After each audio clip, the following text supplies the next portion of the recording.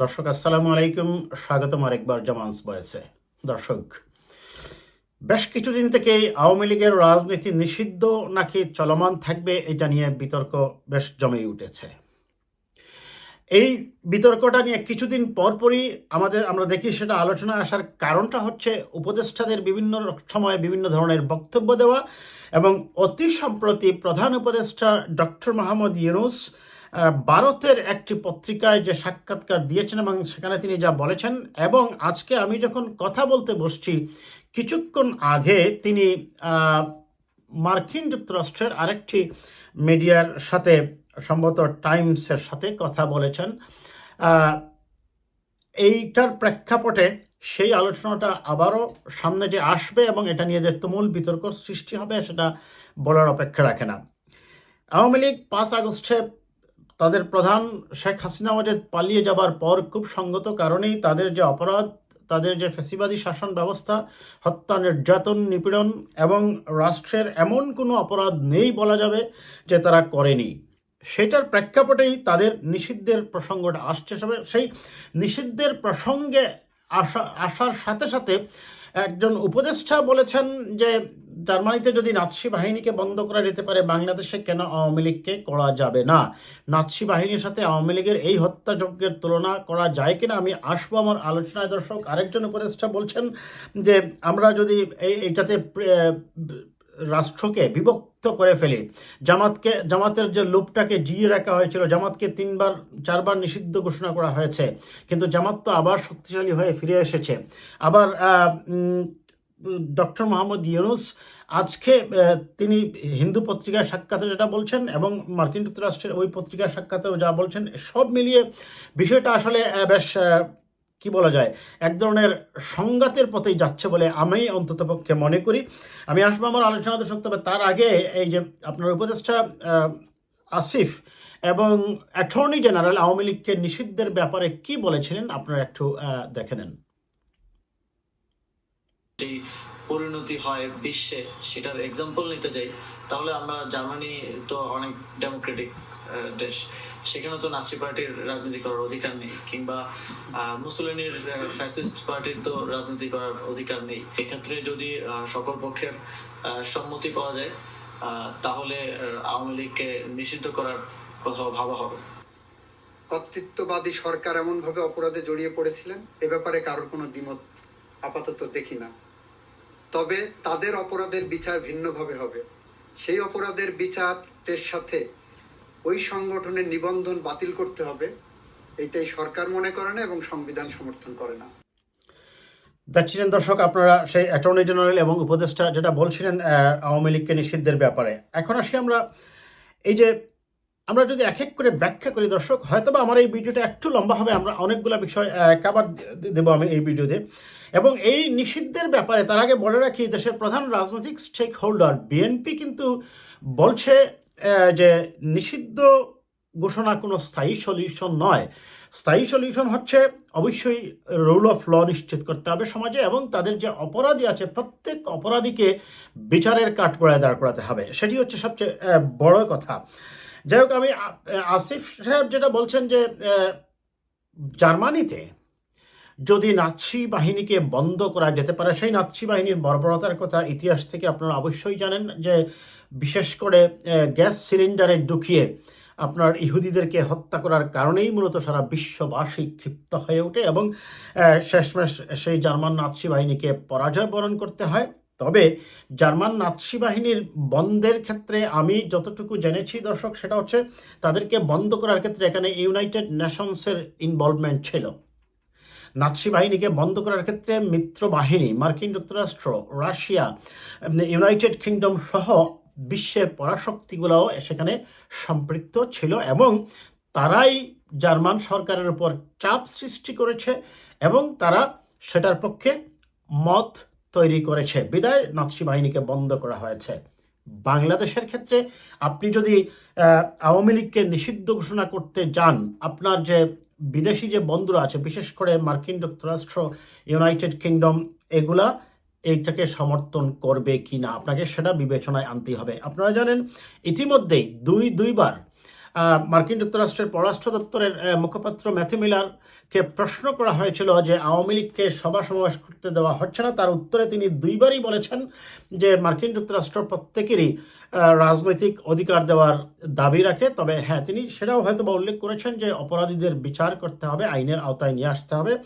এবং এই মার্কিন যুক্তরাষ্ট্রের এই যে অবস্থান, সেই অবস্থান আপনারা জানেন, যখন শেখ হাসিনার বিরুদ্ধে আন্দোলন হচ্ছিল তখন ম্যাথিউ মিলার সহ পররাষ্ট্র মন্ত্রণালয় থেকে যে প্রতিক্রিয়াগুলো দেওয়া হতো তার উত্তরে তৎকালীন ফ্যাসিবাদী শাসকরা বলতো যে মার্কিন যুক্তরাষ্ট্র বিএনপির হয়ে কাজ করছে। কিন্তু বারবার বলা হয়েছিল যে বিএনপির পক্ষে নয়, গণতন্ত্রের পক্ষে কাজ করছে।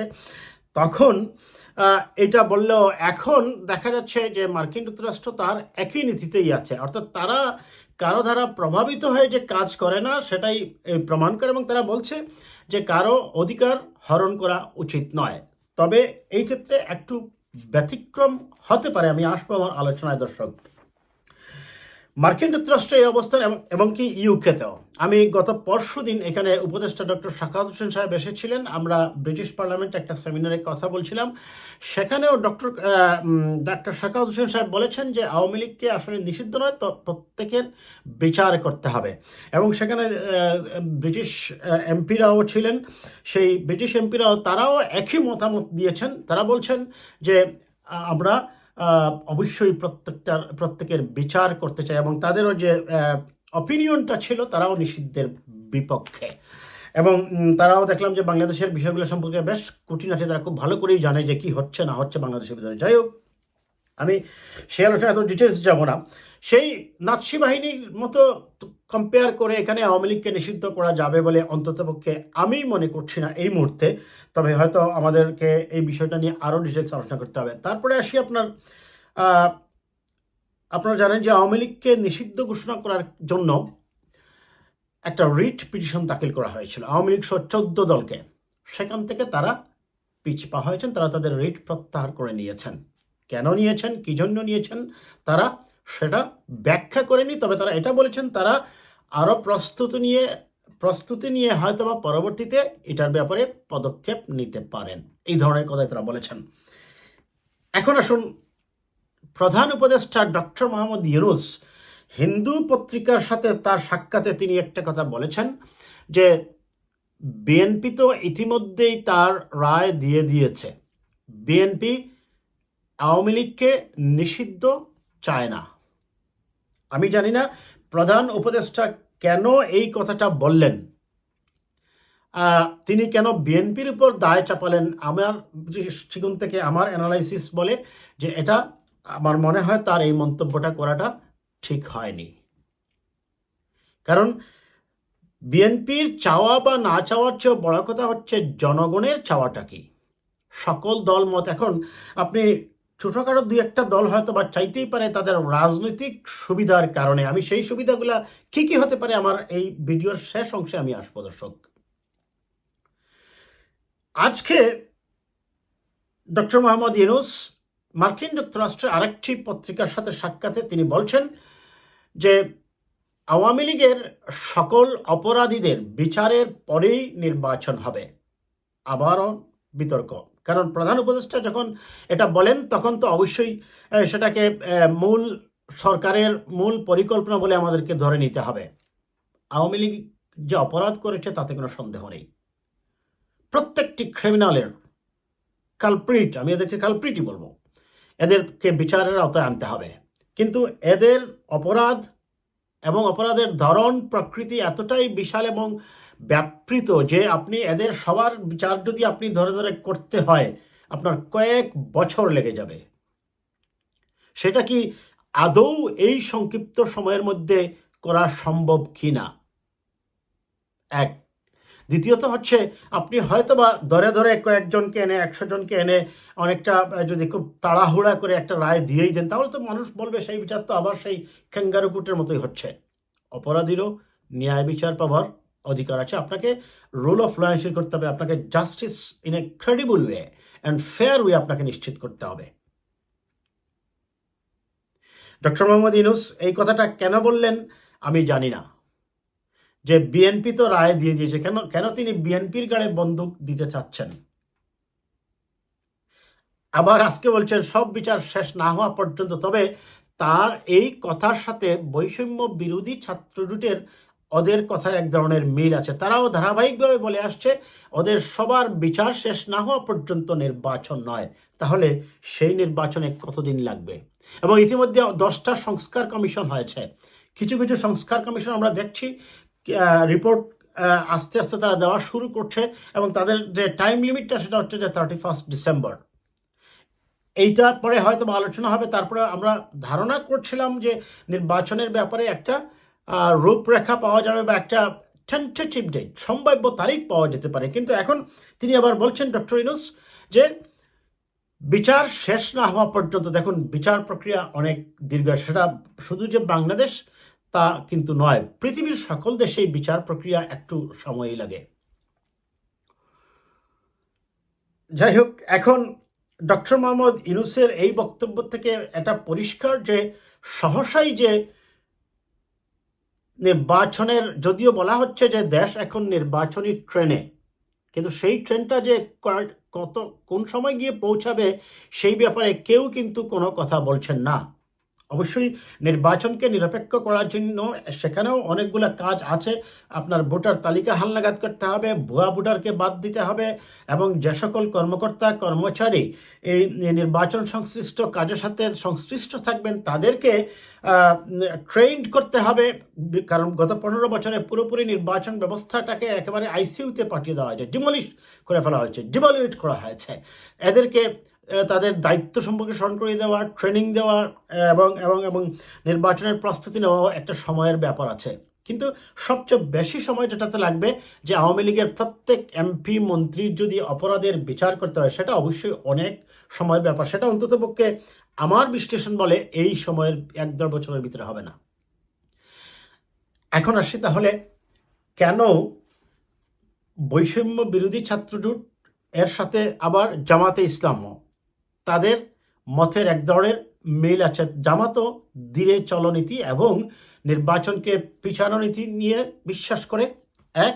দ্বিতীয়ত হচ্ছে জামায়াতে ইসলামীও প্রকারান্তরে বৈষম্য বিরোধী ছাত্রজোট যে আওয়ামী লীগকে নিষিদ্ধের পক্ষে কথা বলছে সেটাকেই তারা সমর্থন করছে। সেটা তাদের একটা ক্ষোভ থাকতে পারে, কারণ আওয়ামী লীগ তাদেরকে নিষিদ্ধ করেছে, এবং কি এই গত সরকারের পতনের 4 দিন আগেও তাদেরকে নিষিদ্ধ করেছিল।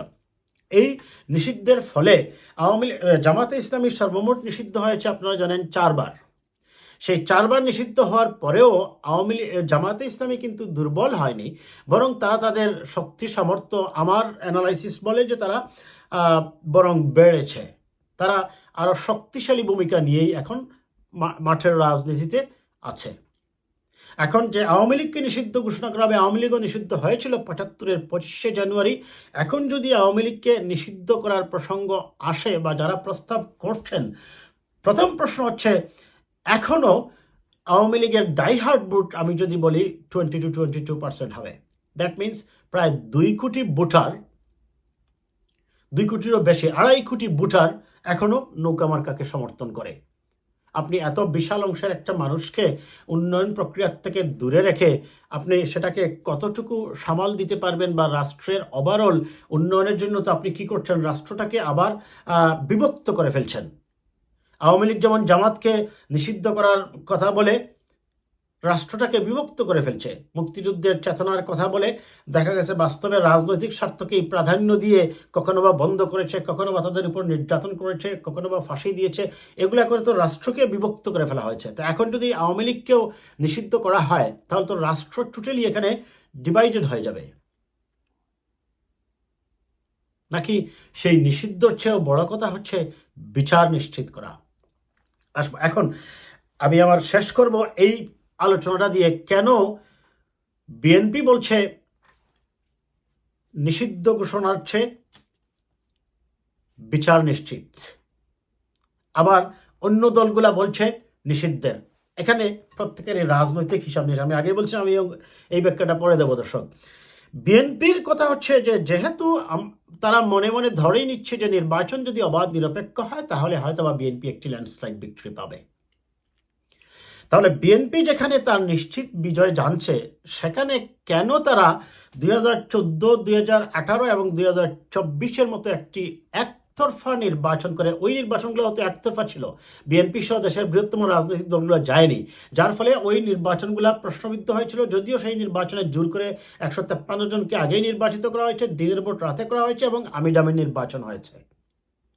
তাহলে এখন যেহেতু আওয়ামী লীগ যে অপরাধ করেছে, তারা জনগণের কাছে গিয়ে ভোট পেয়ে, সেই পরিমাণ ভোট পেয়ে তারা যে পাশ করে ফেলবে, এটার কোনোই সম্ভাবনা নেই। তাহলে বিএনপি জেনে শুনে কেন আওয়ামী লীগ বিহীন একটি নির্বাচনকে প্রমোট করবে? বিএনপি কেন এই অপবাদ নেবে? বিএনপি চায় ইনক্লুসিভ নির্বাচনের মাধ্যমে সকলে অংশগ্রহণ করেই একটি নির্বাচন হোক এবং গণতান্ত্রিকভাবে সকল দল মত পথের অংশগ্রহণের ভিত্তিতে যে নির্বাচন, সে নির্বাচন বিশ্ববাসীর কাছেও গ্রহণযোগ্য হবে। অন্ততপক্ষে ইউনাইটেড স্টেটস, ইউকে, ফ্রান্স সহ জাতিসংঘের কাছে সেটা ওয়াইডলি অ্যাকসেপ্টেড হবে। দ্বিতীয় যে প্রশ্ন হচ্ছে, আপনি যেন নিষিদ্ধ করেই দিলেন, সেই নিষিদ্ধে ইউএসের অবস্থান কি হবে? তখন ইউকের অবস্থান কি হবে? ইউনাইটেড নেশনসের অবস্থান কি হবে? নিষিদ্ধ করেও নির্বাচন করলেও বিএনপি হয়তো পাশ করবে, নিষিদ্ধ না করলেও হয়তো বিএনপি পাশ করবে। আমি হয়তো বলছি, অবশ্যই দর্শক, নির্বাচন হওয়ার আগ পর্যন্ত আমরা কোনো ডেফিনিট আনসার দিতে পারবো না। তাহলে বিএনপি কেন বহির্বিশ্বের সাথে জেনে শুনে এই ধরনের একটি সংঘাতময় পরিস্থিতিতে যাবে? এখানে অবশ্যই বিএনপি তার স্পষ্ট রাজনৈতিক দলীয় অবস্থান ঘোষণা করেছে। জামাতে ইসলামী মনে করছে, তাদের দুইটা কারণ। জামাতে ইসলামী সহ আরও ছোটোখাটো যে রাজনৈতিক দলগুলো আছে, তারা মনে করছে আওয়ামী লীগ যদি নির্বাচনে না থাকে, তাহলে এন্টি বিএনপি সেন্টিমেন্টের যে ভোটগুলা হয়তোবা তার একটা অংশ তারা পেয়ে যাবে। জামাতে ইসলামী না পেলেও আরও ছোটোখাটো যে দলগুলো আছে, তারা হয়তোবা মনে করছে পেয়ে যাবে।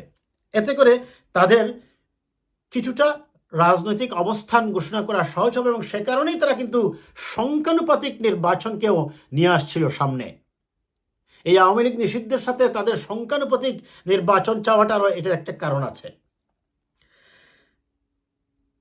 এই জন্য ছোট দলগুলো এবং জামাতে ইসলামীর এখানে আরেকটা ব্যাপার আছে, সেটা হচ্ছে জামাত ইসলামী মনে করছে যদি আওয়ামী লীগকে নিষিদ্ধ করা যায় বা আওয়ামী লীগকে নির্বাচন থেকে দূরে রাখা যায়, আওয়ামী লীগ নিষিদ্ধের চেয়েও তারা বলছে যে বিচার করা এবং নির্বাচনকে পিছনে দেওয়া। তার কারণটাই হচ্ছে যে আওয়ামী লীগ যদি নির্বাচনে কোনো কারণে অংশগ্রহণ না করে, এদের বিচারের কারণে, জেল জরিমানার কারণে বা নির্বাচনে না আসতে পারে, তাহলে জামাতে ইসলামী এই ক্ষেত্রে স্বপ্ন দেখছে যে তারা তখন হয়তোবা বিরোধী দলের আসনে বসতে পারবে। এবং তখন তো খুব স্বাভাবিক, যদি আওয়ামী লীগ না থাকে তো বিরোধী দল হওয়ার মতো তো শক্তি সামর্থ্য আর কারণেই। সেই চিন্তার থেকেও জামাত ইসলামী চিন্তা করছে যেভাবেই হোক আওয়ামী লীগকে নির্বাচন থেকে দূরে রাখতে হবে। তার মানে দেখেন, এখানে প্রত্যেকেরই অবশ্যই রাজনৈতিক, এটা কোনো আমি দোষের কিছু দেখছি না। প্রতিটি রাজনৈতিক দলই তার নিজের অবস্থান থেকে দলীয় অবস্থানকে তুলে ধরার জন্য কৌশল অবলম্বন করবে, এটি খুব স্বাভাবিক। তবে আমি বটম লাইন টানবো এটা, বিএনপির যেমন তার দলীয় রাজনীতির স্ট্যান্ড হচ্ছে তারা বহুদলীয় গণতন্ত্রে বিশ্বাস করে, ঠিক তেমনি সকল দল মত পথের অংশগ্রহণের ভিত্তিতে সকলের অংশগ্রহণের মধ্য দিয়ে যে নির্বাচন হবে সেটি বিশ্ববাসীর কাছেও গ্রহণযোগ্য হবে এবং গণতন্ত্রকে একটি সাস্টেইনেবল এবং ক্রেডিবল ওয়েতে সামনের দিকে নিয়ে যাওয়ার জন্য ওভারঅল একটি গ্রহণযোগ্য নির্বাচন হবে যদি সকল দল মত পথ অংশগ্রহণ করে। আর সে কারণেই যারা ক্ষুদ্র স্বার্থ বিবেচনা করে আওয়ামী লীগকে নিষিদ্ধের কথা বলছেন, আসলে সেটা কোনো স্থায়ী সলিউশন নয়। ভালো থাকবেন দর্শক, কথা হবে আবার কোনো বিষয়।